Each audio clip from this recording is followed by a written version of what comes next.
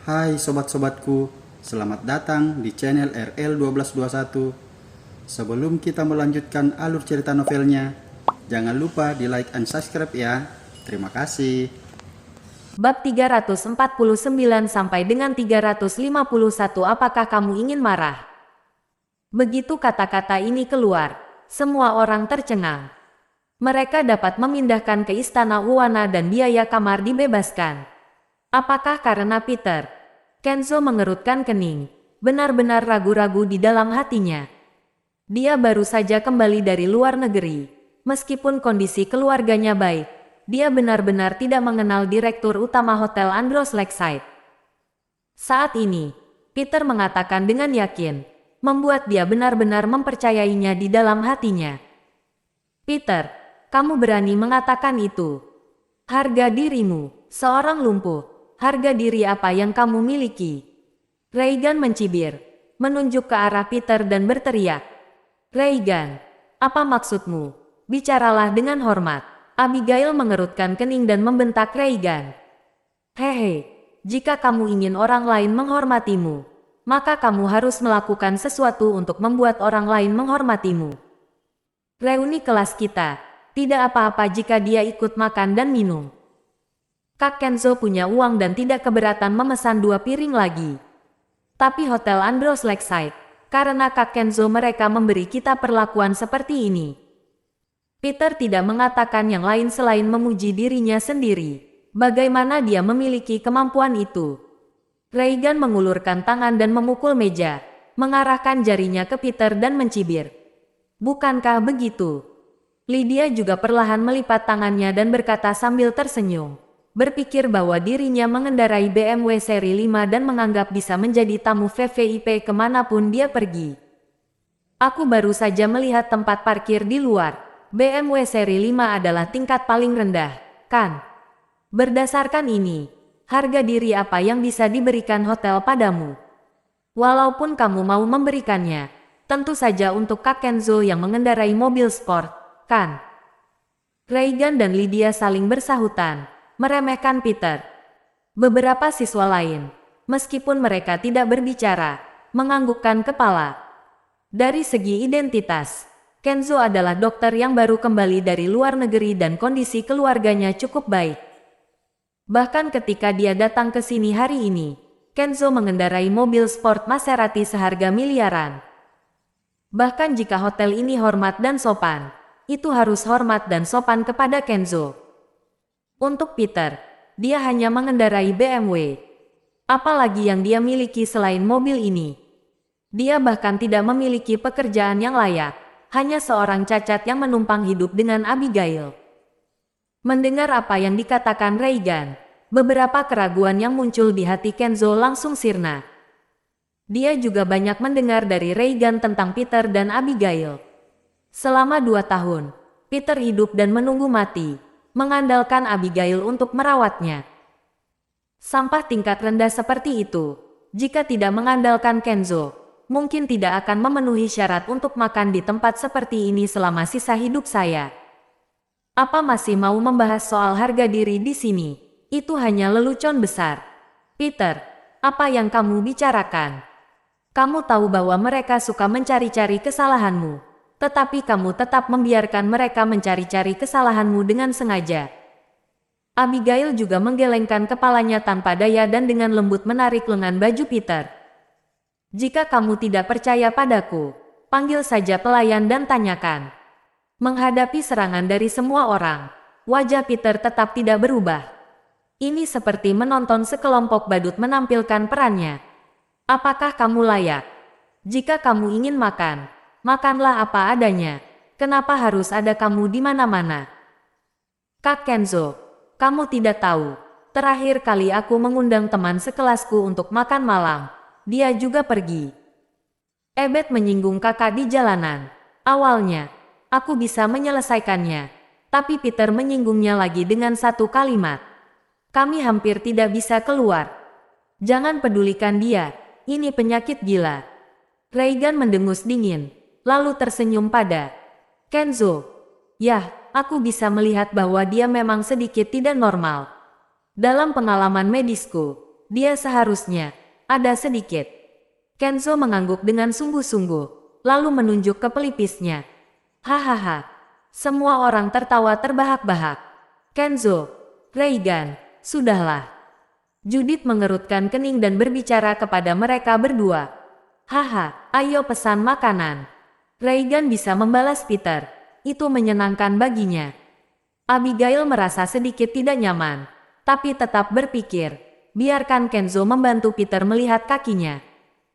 Lagi pula, dia sudah mencari banyak sekali dokter karena kecacatan Peter. Setiap kali dia bertemu dengan seorang dokter dengan keterampilan medis yang baik, dia ingin dia menunjukkannya kepada Peter. Dan Kenzo kembali dari luar negeri, jadi dia harusnya mengetahui banyak metode pengobatan di luar negeri. Siapa tahu ada obat untuk Peter. Semua orang duduk dan Kenzo secara alami duduk di kursi utama. Kenzo, aku ingin kamu membantu Peter melihat situasinya. Memanfaatkan waktu saat semua orang memesan. Abigail ragu-ragu selama 2 detik, lalu berkata kepada Kenzo. Hei, Abigail, kita reuni hari ini. Jangan bicara tentang hal lain, hanya berbicara tentang masa lalu. Bagaimana menurutmu? Kenzo, bahkan tidak melihat Peter. Dia sama sekali tidak ingin membantu Peter. Kalau begitu, kita pergi dulu. Aku membuat janji dengan dokter untuk Peter sore ini dan sudah hampir waktunya. Abigail menggelengkan kepalanya dengan ringan, sebelum berdiri. Hei, primadona Abigail, bagaimana kamu bisa pergi? Di antara kita tidak ada yang pergi. Kamu tidak bisa pergi. Reigan segera mengangkat kepalanya dan menghalangi Abigail. Iya primadona Abigail. Kak Kenzo mentraktir kita makan malam hari ini sebenarnya ada alasan di balik semuanya. Haha, dulu Kak Kenzo dan primadona Abigail adalah pria berbakat dan wanita cantik terkenal di sekolah kita. Setelah sekian tahun, Kak Kenzo masih tidak bisa melupakan primadona Abigail. Semua orang berbicara tanpa keberatan, tidak menjaga perasaan Peter. Seolah-olah dia dianggap sebagai udara. Abigail, mereka benar. Sebenarnya aku kembali dari luar negeri selain perusahaan besar di sini mengundangku sebagai spesialis penelitian. Alasan terbesarnya adalah karena kamu. Jika tidak, mengapa aku meninggalkan kehidupanku yang baik di luar negeri dan kembali ke sini? Kenzo memandang Abigail dengan serius dan mengatakan sesuatu yang dengan penuh perasaan. Dia yang bereaksi seperti itu seakan ingin menyatakan cinta di depan umum. Kenzo, tunanganku ada di sini. Tolong jangan bicara omong kosong. Abigail menggelengkan kepalanya tanpa daya dan mencondongkan tubuh lebih dekat ke Peter. Jika tidak ingin membantu Peter, mari kita bicarakan di lain hari. Kita akan. Sebelum Abigail selesai berbicara, Kenzo melambaikan tangannya sedikit. Karena Abigail berkata begitu, aku tentu saja tidak bisa menolak. Beritahu aku terlebih dahulu tentang kondisinya. Kenzo meluruskan tatapannya dan bertanya pada Abigail. Peter melirik Abigail ingin mengatakan sesuatu, tetapi tidak tahu bagaimana mengatakannya. Abigail sangat serius mengenai hal ini. Jika Peter mengatakan beberapa kata penolakan, itu bukanlah waktu yang pas. Aku mengerti. Setelah Abigail selesai berbicara, Kenzo sedikit mengangguk. Tadi, Abigail memberitahu Kenzo tentang catatan medis Peter dan penjelasan dari dokter. Kenzo, apakah ada yang bisa kamu lakukan? Kamu kembali dari luar negeri dan metode medis di luar negeri masih agak berbeda dengan yang ada di negara Pandora. Jadi, apakah menurutmu ada jalan keluarnya? Abigail sedikit mengepalkan telapak tangannya dan bertanya dengan cemas di dalam hatinya. Abigail, menurut apa yang kamu katakan, aku sarankan, berhentilah membuang-buang waktu dan uangmu. Untuk kondisinya, tidak mungkin untuk berdiri lagi dalam hidup ini. Kenzo melambaikan tangannya sedikit dan perkataannya sama saja dengan langsung memberikan hukuman mati kepada Peter. Ekspresi Peter tidak berubah ketika mendengar kata-kata itu. Dia sudah menduga bahwa Kenzo akan menjawab seperti ini. Apakah kamu yakin? Mata Abigail melebar seakan tidak mau menerima kenyataan itu. Abigail, begini saja. Situasinya adalah jurang maut. Tidak peduli berapa banyak uang yang dihabiskan. Itu tidak berguna. Aku dapat mengatakan dengan bijak bahwa sangat tidak mungkin baginya untuk pulih bahkan dengan metode medis canggih di luar negeri. Apalagi medis dalam negeri. Itu tidak perlu dikatakan lagi. Kenzo melambaikan tangannya dan sangat yakin dengan apa yang dia katakan. Dia begitu yakin. Tentu saja dia ingin Abigail tidak berharap lagi. Lalu menyerah sepenuhnya terhadap Peter. Mendengar jawaban Kenzo, wajah Abigail sangat pucat seperti tersengat listrik. Ketekunan dalam 2 tahun terakhir, menemui dokter dan memberi obat untuk Peter hari demi hari selama 2 tahun, lalu memijatnya setiap hari. Aku hanya berharap suatu hari Peter bisa berdiri tegak sendiri. Abigail tidak terlalu memikirkannya, dia hanya ingin Peter memiliki kemampuan untuk menjaga dirinya sendiri dan merawat dirinya sendiri. Itu sudah cukup. Namun kini, perkataan Kenzo sama saja dengan langsung memberikan hukuman mati kepada Peter. Itu bahkan menghancurkan satu-satunya harapan yang tersisa di hati Abigail menjadi berkeping-keping. Bisa dibayangkan betapa tertekan dan tidak nyamannya perasaan Abigail saat ini. Oh, primadona Abigail, kondisi kamu seharusnya tidak pantas terikat oleh beban seperti itu. Bukankah begitu? Jika kamu seperti ini, kamu akan menghancurkan seumur hidupmu. Reagan dan yang lainnya menunjukkan sikap prihatin terhadap Abigail. Namun, semakin mereka mengatakan itu, semakin tidak nyaman bagi Abigail. Abigail, tidak apa-apa, kondisiku. Aku lebih paham dari dia. Jadi jangan dengarkan dia kentut. Peter perlahan mengulurkan tangannya dan memegang telapak tangan Abigail, menenangkan dengan nada lembut. Plak, Reagan langsung membanting meja dan hendak menunjuk Peter. Namun, Kenzo terlihat murung dan melambaikan tangannya untuk menghentikan Reagan. Hehe, orang-orang di negara Pandora sangat tidak sopan saat berbicara. Tahukah kamu bahwa identitasku adalah seorang dokter dan di luar negeri banyak orang harus menghormatiku? Kamu termasuk apa? Kenzo tampak murung dan bertanya pada Peter. Ya, ini negara Pandora. Dan juga, hanya mengandalkan keterampilan tingkat 3 ini. Jadi tolong jangan mempermalukan para dokter. Peter menoleh sedikit dan menjawab dengan sangat bertentangan. Hah, bahkan jika aku tidak bisa melakukannya, apa hubungannya denganmu? Apakah aku mempermalukan dokter atau tidak? Hanya seorang dokter yang mengerti. Kamu siapa? Saat ini, Kenzo juga kesal dengan perkataan Peter dan ada kemarahan di matanya. Tidak peduli siapa aku. Tapi kamu harus berkeringat dan membasahi selimut setiap malam. Bukankah kamu sering menderita insomnia? Peter menggelengkan kepalanya sedikit, lalu tiba-tiba mengubah topik pembicaraan, menatap Kenzo dan bertanya. Tidak memberi Kenzo kesempatan untuk bereaksi sama sekali. Bagaimana kamu tahu? Kenzo menjawab tanpa sadar, lalu dengan cepat mengubah kata-katanya. Kenapa berbicara? Omong kosong. Namun, meski dia mengubah kata-katanya dengan cepat, itu tetap terdengar jelas. Aku melihat kakimu lemah saat berjalan dan kamu mudah tersinggung. Kamu ini defisiensi ginjal. Ada sedikit lelucon di kedalaman mata Peter dan dia menatap Kenzo dengan tatapan bercanda. Kamu. Kenzo langsung tersipu, menunjuk ke arah Peter dengan keterkejutan di matanya. Kata-kata Peter benar sekali. Baru-baru ini, dia mencoba mencari cara untuk menyembuhkan dirinya sendiri. Hanya saja dia tidak menyangka Peter yang lumpuh bisa tahu gejalanya hanya dengan melihatnya. Defisiensi ginjal. Reagan dan yang lainnya saling memandang, lalu dengan cepat menundukkan kepala. Lagi pula, hal semacam ini benar-benar memalukan untuk seorang pria. Tapi melihat dari penampilan Kenzo, mungkin apa yang Peter katakan benar. Kamu berbicara omong kosong. Kenzo menggertakkan giginya sedikit. Tentu saja dia tidak bisa mengakuinya. Itu benar. Kamu bukan dokter.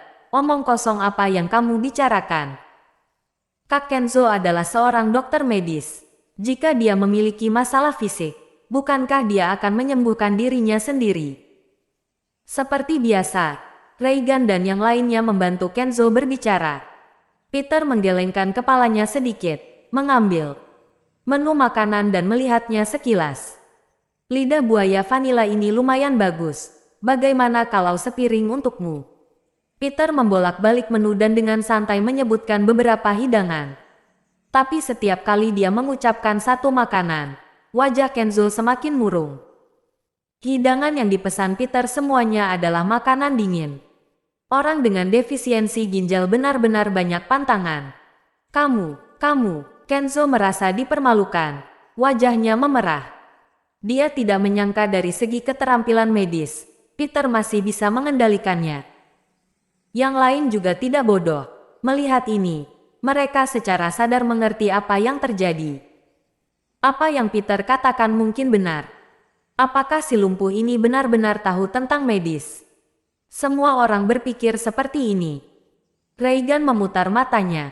Semakin ke sini, semakin banyak kesempatan yang bisa dia tunjukkan. Plak. Reagan memukul meja, menunjuk Peter dan berteriak, "Peter, kamu tidak sadarkah siapa dirimu? Kamu tidak bisa dibandingkan dengan Kak Kenzo. Demi primadona Abigail, membiarkan kamu makan dan minum. Kamu jangan tidak tahu malu. Mengganggu saudaraku dan membuatnya marah. Kamu pikir kamu siapa?" Kata-kata Reagan memenangkan hati Kenzo. "Apakah kamu ingin marah?" Peter bermain dengan cangkir teh di tangannya dan mengangkat kepala perlahan menatap Reagan. Saat ini, suasana di dalam ruangan tiba-tiba menjadi tegang. "Tuan Kenzo, hidangan yang kamu pesan sebelumnya sudah siap. Haruskah kita hidangkan sekarang?" Pada saat itu, kepala pelayan dengan sopan mengetuk pintu dan menanyakan pendapat Kenzo. Lagi pula, Kenzo ini datang bersama Peter dan itu pasti teman Peter. Oleh karena itu, tentunya dia harus sopan dan hormat kepada Kenzo. Kenzo berdeham. Dia tidak bisa membiarkan Reagan dan yang lainnya melakukan sesuatu pada Peter yang lumpuh. Bukan. Oleh karena itu, kepala pelayan ini datang pada waktu yang tepat. "Silakan hidangkan." Kenzo melambaikan tangan. "Baik." Kepala pelayan tersenyum, lalu menyapa orang di depan pintu. "Sher." Pintu kamar terbuka. Satu demi satu pelayan cantik dan tinggi masuk dengan piring makan yang mewah di tangan mereka. Tidak kurang dari 20 wanita cantik dan tinggi masuk dengan senyum di wajah mereka. Pemandangan ini seperti memilih selir di istana. Wah! Melihat adegan ini, Reagan dan yang lainnya langsung melupakan apa yang baru saja terjadi. Mereka semua menantikannya. Dan Kenzo akhirnya menghela napas lega. Bahkan jika Peter benar-benar mengetahui beberapa keterampilan medis, lalu kenapa? Bahkan jika Kenzo benar-benar defisiensi ginjal, dia adalah seorang defisiensi ginjal yang kaya raya. Dan Peter, hanyalah orang miskin dan lumpuh, tak tertandingi dengan Kenzo. Piring demi piring hidangan istimewa, taruh di atas meja. Warna dan aromanya lengkap dan piringnya sangat unik. Seperti sebuah karya seni yang membuat orang tidak tahan untuk menggerakkan sumpitnya. Semua orang hendak memuji, namun penampilan kepala pelayan membuat Kenzo dan yang lainnya terkejut. "Tuan Peter, ini hidangan pembuka kami. Yang ini filet ikan, gulungan daging rumput laut, osmanthus lili dan mentimun asam pedas. Total 2 daging dan 2 sayuran. Apakah ini cukup?" Kepala pelayan secara langsung datang ke Peter untuk memperkenalkan masakan sepenuhnya. Namun saat Kenzo dan yang lainnya melihat pemandangan ini, mereka sedikit bingung. Ada apa ini? Apakah kepala pelayan ini tidak tahu bahwa makanan hari ini ditraktir oleh Kenzo? Tidak bisakah dia melihat bahwa yang duduk di kursi utama juga adalah Kenzo? Melihat sikapnya, seolah-olah dia menganggap Peter sebagai tamu dengan status tertinggi. "Abigail, apa yang terjadi?" Judith menarik-narik pakaian Abigail. Tatapannya bingung. Aku tidak tahu." Abigail juga menatap Peter dengan heran. Saat ini, ekspresi Peter yang tenang seolah semua ini diterima begitu saja. Tuan Peter, hidangan ini disebut Jelly Silver Chrysanthemum Soup. Kepala pelayan sama sekali tidak peduli dengan pandangan orang lain dan terus memperkenalkan hidangan kepada Peter. Di mangkuk sup porselen putih, 2 titik goji berry di permukaan sup berwarna emas dan di bagian bawah mangkuk ada tahu yang telah dimodifikasi yang tak terhitung jumlah potongannya membentuk sekuncup bunga. Itu terlihat sangat indah. Tuan Peter, tahu ini dipotong menjadi 108 potongan secara vertikal dan horizontal. Kedalaman yang sama, ketebalan yang sama. Ini adalah ayam pilihan berumur 3-5 tahun dan diungkep selama 24 jam dalam sup ayam bening. Bergizi dan bagus untuk tubuhmu. Kepala pelayan sangat hormat dan dengan sabar memperkenalkan masakan itu kepada Peter. Keterampilan pisau yang bagus. Peter mengangguk sedikit lalu membuat penilaiannya. Kepala pelayan merasa tersanjung ketika mendengar kata-kata itu dan dengan cepat berkata, "Senang bisa memuaskan Tuan Peter." Tuan Peter, hidangan ini adalah sup daging sapi dengan teripang dan jamur morels. Dan ini, kerapu kukus yang berwarna-warni adalah masakan spesial hotel kami.